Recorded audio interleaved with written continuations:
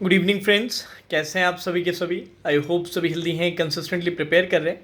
तो कल कुछ मेजर डेवलपमेंट्स देखने को मिले हमारे बैंकिंग एग्जाम्स में। एक तो IBPS क्लर्क प्री का रिजल्ट डिक्लेयर किया गया, साथ ही साथ SBI PO का नोटिफिकेशन भी आउट हुआ। अब कल मुझे इतना समय मिला नहीं उन सभी बच्चों को एड्रेस करने के लिए जिनका सिलेक्शन हुआ या जिनका नहीं हुआ। तो उन बच्चों के लिए ही ये वीडियो है, both selected and not selected के लिए। तो सबसे पहले अपने सिलेक्टेड के बारे में बात करेंगे, देन नॉट सिलेक्टेड के बारे में। ठीक है।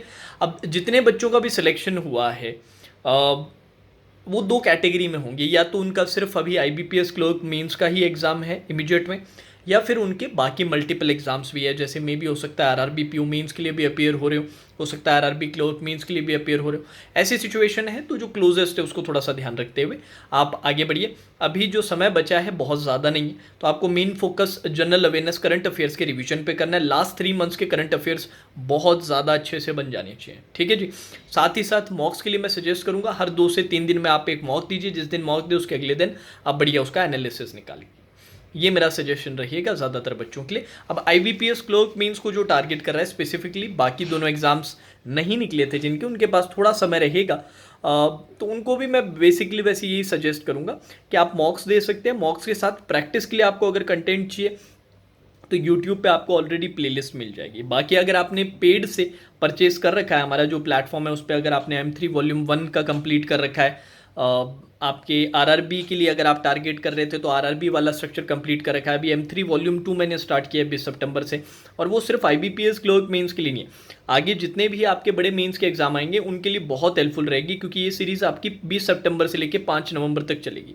बड़ी सीरीज़ है, तो आप उसको परचेज कर सकते हैं। लिंक नीचे डिस्क्रिप्शन में मैंने दे रखा है। बाकी उसके रिगार्डिंग कोई भी क्वेरी रहे तो आप मुझे डायरेक्ट मैसेज करके या टेलीग्राम ID पे मैसेज करके पूछ सकते हैं। बाकी ज़्यादा कॉम्प्लिकेट मत कीजिएगा। बच्चे पता है क्या गलती करते हैं, सिलेक्शन होने के बाद जैसे ही पता चलता है प्री का रिजल्ट आता है और मेंस के, उसके बीच में 10-15 दिन का ही गैप रहता है जनरली। तो इसमें वो सोचते हैं 10-15 दिन में हम बहुत ज़्यादा कुछ खतरनाक कर देंगे, बहुत ज़्यादा फर्क नहीं आने वाला टू बी ऑनेस्ट। अब ये मेंटेनेंस पीरियड है, रिवीजन का टाइम है। जनरल अवेयरनेस करंट अफेयर्स का बढ़िया से रिवीजन कीजिए, मॉक्स निकालिए हर 2-3 दिन में, और जैसे जैसे प्रैक्टिस कर रहे हैं वैसे कंटिन्यू कीजिए। ज़्यादा अगर आप ओवर थिंक करेंगे, सिचुएशन को देख के ओवरवेलम हो जाएंगे, तो जो तैयारी अच्छी बना रखी है उसको और बिगाड़ देंगे। हाँ, इस बात का जरूर ध्यान रखना कि पेपर कैसे अटेम्प्ट करना है ये आपको पता होना चाहिए, चाहे वो RRBs के लिए हो चाहे IBPS क्लर्क मेंस के लिए हो, ठीक है। उसके लिए रेस्पेक्टिव वीडियोस आपको चैनल पे मिल जाएंगे, एक बार चेकआउट कर लीजिएगा। ऑर्डरिंग वगैरह की सारी बात कर रखी है, पेपर अटेम्प्ट कैसे करना होता है उसके बारे में भी मैंने पूरी बातचीत कर रखी है, ठीक है जी। अब ये तो सिलेक्टेड कैंडिडेट्स के लिए था। अच्छा, करंट अफेयर्स के लिए मेरा सजेशन अफेयर्स क्लाउड का रहता है, उसका लिंक भी मैं नीचे डिस्क्रिप्शन में डाल दूंगा, आप चेकआउट कर लीजिएगा, ठीक है जी। देन अपने नॉट सिलेक्टेड के बारे में बात करते हैं, जिनके बारे में मेनली मैं बात करना चाहता था। अब मान लेते हैं ऐसा कोई स्टूडेंट है जिसका सर, और नॉट सिलेक्टेड का मतलब मैं उन बच्चों के बारे में बात कर रहा हूँ जिनका RRB क्लर्क प्री में भी नहीं हुआ, RRB PO प्री में भी नहीं हुआ, और इवन IBPS क्लर्क प्री में भी नहीं हुआ। किसी भी एक में हुआ तो आप नॉट सेलेक्टेड नहीं है। आप मेंस के लिए अच्छे से प्रिपेयर कीजिए। और ये अननेसेसरी अगर आपके मन में ये चल रहा है कि सर ये मेरे से तो सारे एग्जाम्स क्लियर होने चाहिए, तो फिर आप अपना टाइम वेस्ट कर रहे हो। अननेसेसरी जो मौका मिला है मेंस देने का उसको बिगाड़ रहे हो। तो फोकस्ड रहो, एक भी एग्जाम निकला है तो उसकी मेंस की बढ़िया से तैयारी करो, ठीक है जी। अब वो बच्चे जिनका तीनों में नहीं हुआ, गाइज सबसे पहले तो स्कोर कार्ड्स 2 एग्ज़ाम्स के तो आ चुके हैं, क्लर्क प्री का भी आ जाएगा। 2-3 चीज़ें रहती हैं। आपने अभी तक ये जो तीनों एग्जाम्स दिए हैं ये स्टेट लेवल एग्जाम्स हैं। स्टेट लेवल एग्जाम्स में स्टेट टू स्टेट वेरी करता है, कुछ हायर जोन्स में आते हैं, कुछ लोअर जोन्स में आते हैं, कुछ एवरेज वाले में आते हैं। कुछ के लिए जो अच्छा अटेम्प्ट है वो खुद के दूसरे स्टेट से शायद अच्छा अटेम्प्ट रहे, पर खुद का स्टेट क्योंकि हाई कट ऑफ रीजन है तो वो अच्छा नहीं होगा, उसको ज़्यादा आपको पुश करना पड़ेगा। उसका जो अल्टरनेटिव सिर्फ वही है कि फिर आप दूसरे स्टेट से अप्लाई करें। जैसे SBI क्लर्क बचा है तो आप दूसरे स्टेट से अप्लाई करें। अगर आपको लग रहा है कि सर जितनी कट ऑफ डिमांड की जा रही है उससे हमेशा सर हम कुछ मार्क्स रह ही जा रहे हैं, तो आप वो कर सकते हैं। बाकी आपको एक अच्छी चीज़ ये है कि आगे जो एग्ज़ाम्स आ रहे हैं वो नेशनल लेवल एग्ज़ाम्स हैं, स्टेट लेवल नहीं है, तो वहाँ पर आप अच्छा कर सकते हैं। देखिए यार, हमेशा मैं अपने स्टूडेंट से कहता हूँ कि बैंक एग्ज़ाम की जब आप तैयारी करते हो ना, तो आप एक एग्ज़ाम की तैयारी नहीं करते हो।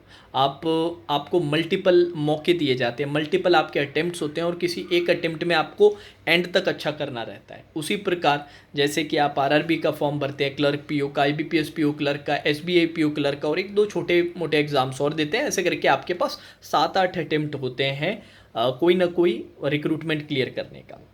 ज़्यादातर एग्ज़ाम्स में आपको फेल होना है, ये बात आप एक्सेप्ट कर लीजिए। RRB PO pre sir fail हो गए, आरआरबी क्लर्क प्री फेल हो गए, आईबीपीएस क्लर्क प्री भी फेल हो गए, तो क्या sir IBPS PO pre, SBI clerk pre, SBI PO pre में भी हमारा फेल होना तय है?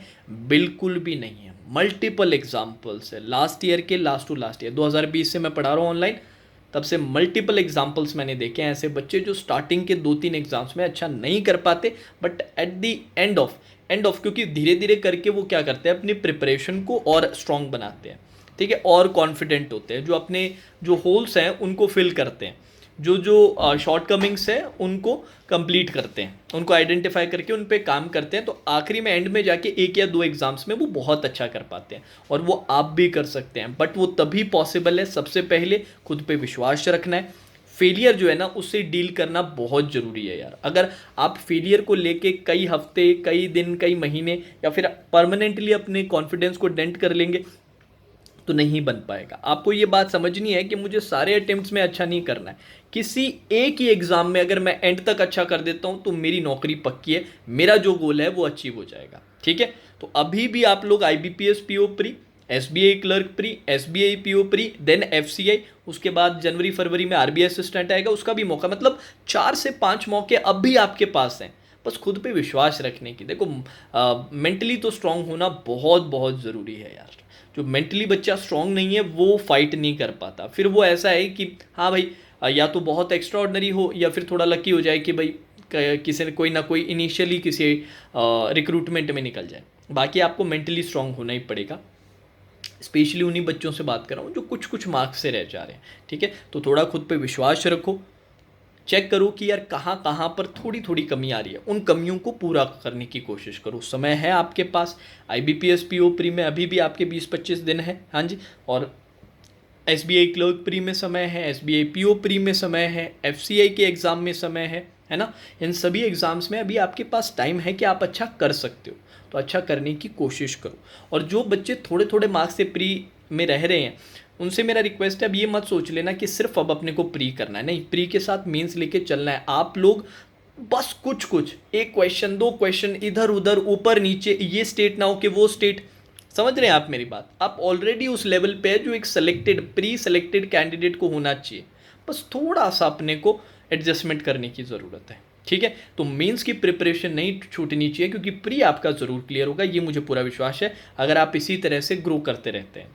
और मेंस जब प्री क्लियर होगा, मेंस के लिए अपीयर होना होगा, तब अपने को तैयार रहना है, क्योंकि फाइनल सिलेक्शन अपने को मेंस ही दिलाएगा, प्री तो सिर्फ क्वालिफाइंग है, ठीक है। तो क्या कर सकते हैं, मेंस के लिए ऑलरेडी मैंने बता रखा है, यूट्यूब पे कई प्लेलिस्ट है, M3 के नाम से, M321 है, MT322 है, ठीक है।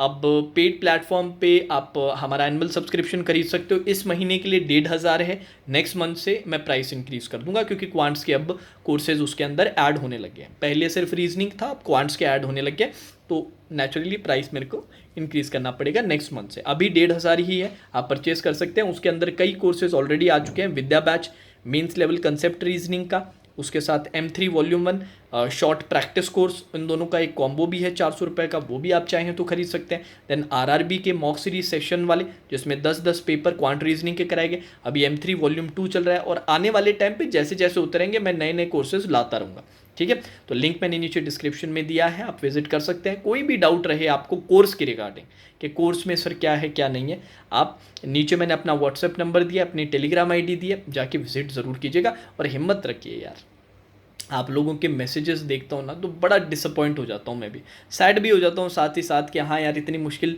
सिचुएशन से निकलना पड़ रहा है, पर यही रियलिटी है यार, निकलना ही पड़ेगा।